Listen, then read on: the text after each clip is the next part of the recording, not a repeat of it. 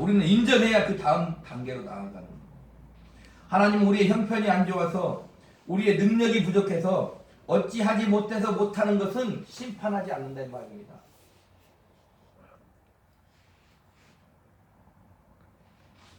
내 능력이 안 돼서 못하는 걸 하나님이 심판해?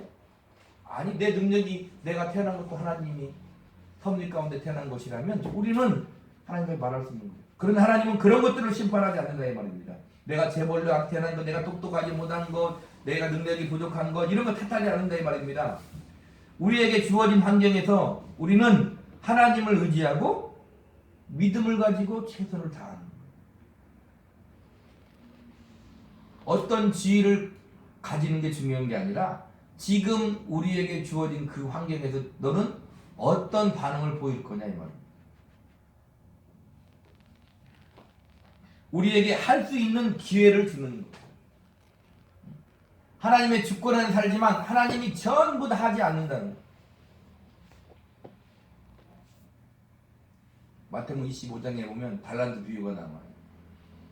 무궁무진한 은혜와 진리가 그 속에 포함되어 있지만 그 중에 하나는 무엇일까요? 달란트를 맡기는 거예요. 맡겼다는 건 뭘 하라는 거예요? 그 달란트를 가지고 네가 네 인생을 살라는 거거든요. 그걸 말하는 거예요. 단 주님이 맡긴 달란트예요.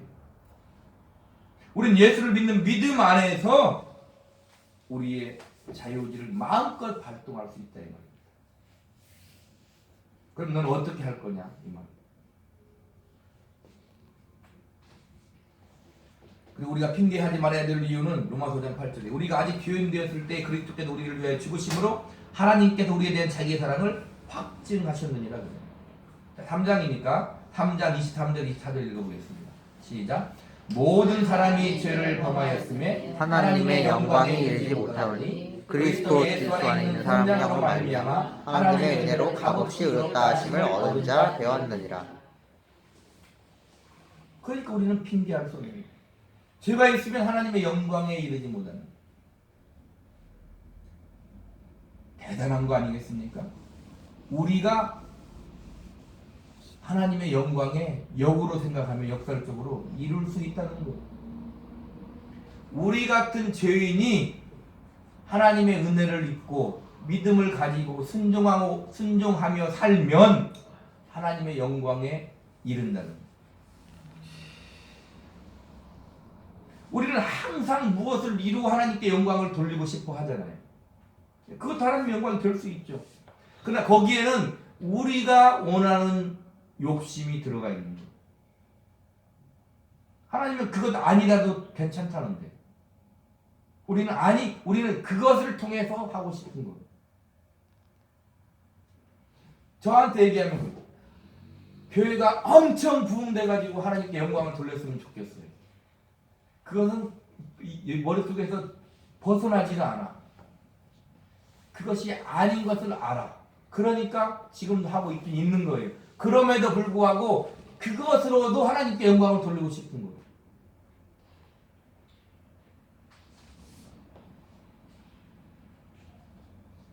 앞서 말했듯이 우리 그리스도인들은 죄를 짓지 않을 수 있는 사람이에요. 그래서 하나님 말씀에 순종할 수 있는 거예요. 온 율법과 선지자의 강령이 무엇이라고 성경은 말했습니까? 마태복음 22장 30절 40절에 보니까 예수께서 이르시되 네 마음을 다하고 목숨을 다하고 뜻을 다하여 주 너희 하나님을 사랑하라 하셨으니 이것이 크고 첫째 되는 계명이요 둘째도 그와 같으니 네 이웃을 네 자신같이 사랑하라 하셨으니 이 두 계명이 온 율법과 선지자의 강령입니다. 쉽게 말하면 성경이 말하고 있는 것, 선지자가 말하는 것은 뭐다? 하나님을 사랑하고 이웃을 사랑하는 거다 이 말이에요. 그게 다른 게 아니다는 거예요. 하나님을 사랑하셨으니 이것과 똑같은 것이 이웃을 사랑하는 거다 이 말이에요. 그 말은 우리만이 하나님을 사랑할 수 있고 우리만이 이웃을 사랑할 수 있는 것. 그러니까 우리는 어찌 보면 세상을 정죄할 수 없는 건 당연한 거예요. 욕할 수 없는 건 당연한 거예요. 왜요? 영혼이 죽어있는 생명이 없는 사람에게는 거기에서 뭐만 나와요? 어떠한 좋은 것도 생명이 나오지. 자, 세상에도 좀 더 의로운 사람 많아요. 그죠? 존경할 만한 사람 많아요. 그런데 너무 의롭기 때문에 하나님이 필요 없는 거예요. 너무 똑똑하기 때문에 하나님이 필요 없는 거예요. 근데 세상도 한 가지 할 수 없는 게 있어요. 무엇일까요? 속으로 대답해봐요. 세상도 한 가지 할 수 없는 게 있어요. 무엇일까요? 죽음은 어쩔 수 없다 이 말입니다. 왜요? 성경이 말하고 죄의 삭은 사망. 지금까지 태어난 모든 사람이 죽는 거 보니까 성경의 말씀이 맞다 이 말입니다. 그래서 하나님을 사랑하고 이웃을 사랑할 수 있는 것, 우리 신자의 최고의 특권입니다. 그게 중요한 거다 이 말입니다. 우리는 어떤 큰 재벌같이 한 번에 엄청난 기부를 해서 그런 건 할 수 없을지 모르지만 우리가 주어진 환경과 형편에서 할 수 있는 것.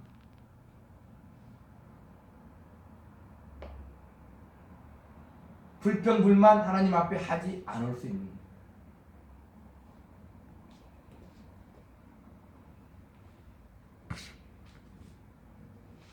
누가 잘 먹고 잘 살고 싶지 않은 사람 누가 있어요? 지혜정들도 누가 큰 교회 하고 싶지 않은 사람 누가 있어요? 누가 편하게 살고 싶지 않은 사람 누가 있어요? 그러나 아무도 가지 않는 곳에 복음 들고 혈혈 단신으로 가는 사람도 있잖아.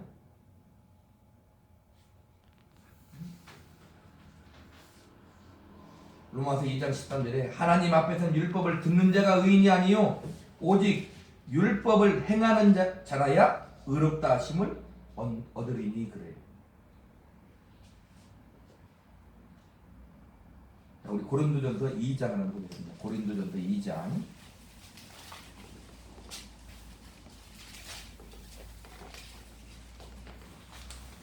12절부터 16절. 고린도전서 2장 12절부터 16절 신약 265쪽에 있습니다. 한 절씩 읽겠습니다. 우리가 세상의 영을 받지 아니하고 오직 하나님으로부터 온 영을 받았으니 이는 우리로 하여금 하나님께서 우리에게 은혜로 주신 것들을 알게 하려 하십니다. 우리가 이것을 말하거니와 하나님의 지혜가 가르친 말로 아니하고 오직 성령께서 가르치신 것으로 하니 영적인 일은 영적인 것으로 분별. 육에 속한 사람은 하나님의 성령의 일들을 받지 아니하나니 이는 그것들이 그에게는 어리석게 보임이요 또 그는 그것들을 알 수도 없나니 그러한 일은 영적으로 분별되기 때문이라. 신령한 자는 모든 것을 판단하나 자기는 아무에게도 판단을 받지 아니하느니라. 같이 있습니다. 누가 주의 마음을 알아서 주를 가르치겠느냐? 그러나 우리가 그리스도의 마음을 가졌느니라. 내가 하나님의 사람이다. 내가 하나님의 은혜를 입은 사람이다. 내가 구원받은 하나님의 자녀이다. 는 가장 중요한 핵심은 뭐냐면 그리스도의 마음을 갖는 거예요. 우리 성도들의 누구를 바라볼 때, 세상을 바라볼 때 내 마음속에 뭐가 있냐? 긍휼히 여기는 마음이 있냐 없냐?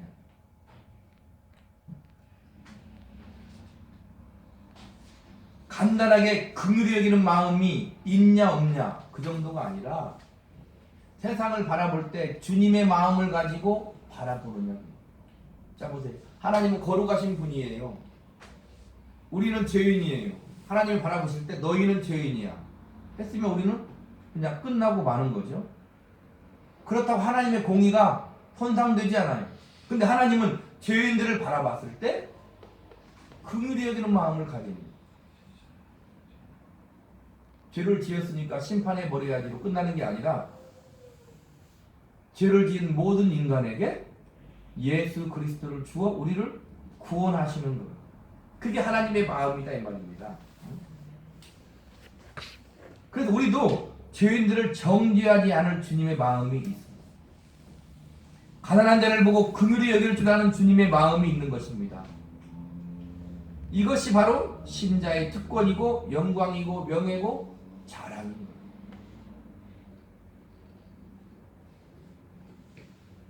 그래서 그 주님의 마음이 있으면 우리는 넉넉히 견디며 사랑하며 세상을 이기는 승리의 삶을 살 수 있는 거예요. 세상을 내 발 앞에 굴복시키는 게 승리는 아니다 이 말입니다. 세상을 긍휼히 여기는 것, 나에게 주어진 이 삶을 믿음을 가지고 한 걸음 한 걸음 묵묵히 걸어가는 것.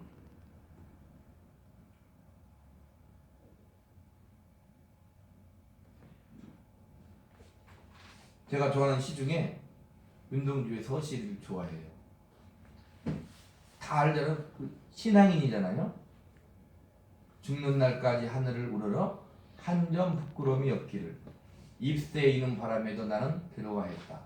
별을 노래하는 모든 마음으로 모든 죽어가는 것을 사랑해야지. 그리고 나한테 주어진 길을 걸어가야겠다. 지금 와서 윤동주 시인의 삶을 보니까 그 길이 어떤 길이었어요? 결론 죽는 길이었잖아요. 윤동주 시인은 죽어도 그 마지막에 이렇게 오늘 밤에도 별이 바람에 스치운다. 하나님의 인생의 수레바퀴는 윤동주 씨는 자기 사명을 다하고 갔지만 또 다른 윤동주가 있고 또 다른 성도가 있고 또 다른 교회가 있어서 그 사명을 지금도 하나님은 이루어 가시는 것. 이 코로나 시대에도 여전히 이루어 가시는 것. 우리 고린도전서 13장을 보고 오늘 말씀 마치도록 하겠습니다. 고린도전서 13장 4절로 7절.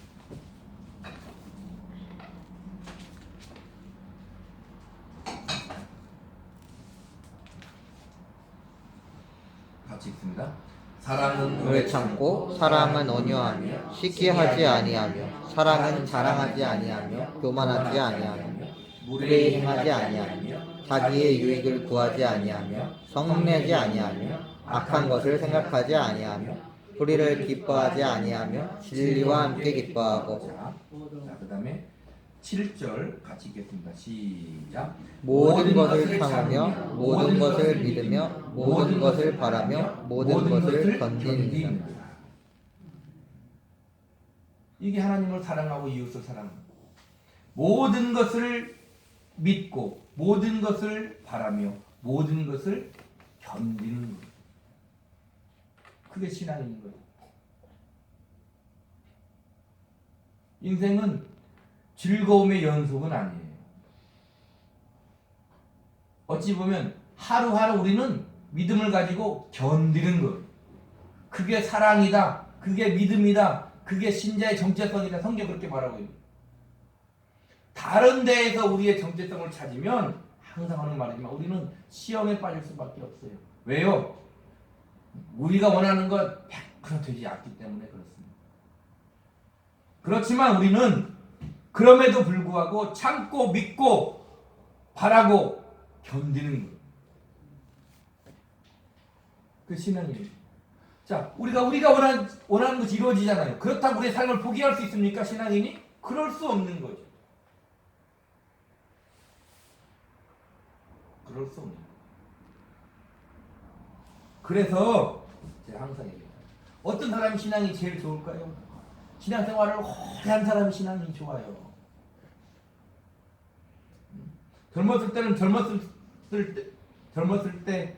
젊음의 특권을 가지고 때로는 고민하고 때로는 울고 때로는 원망하고 때로는 하나님께 부르짖고 그러고 가는 거.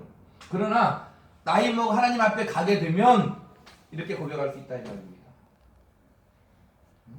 내 인생은 하나님이 함께 하신 은혜의 인생이었구나. 고백할 수 있습니다. 부족하지만 하나님의 은혜로 이렇게 살았구나 고백할 수 있는 것. 그게 우리 신자들이라 이 말입니다. 그리고 거기에 대해서 하나님 앞에 항변하지 않고 거기에 대해서 아멘하는 것. 너는 거기에서 그 인생을 살아야 되는 거야. 그러면 우리는 내 마음에 흡족하지 않아도 아멘 하는 거. 그게 신자다 이 말입니다. 그러니까 우리의 삶 가운데서 우리는 그런 영감을 가져야 돼. 우리의 삶 가운데서 우리는 하나님이 함께 하시는 그런 믿음을 우리는 가져야 돼.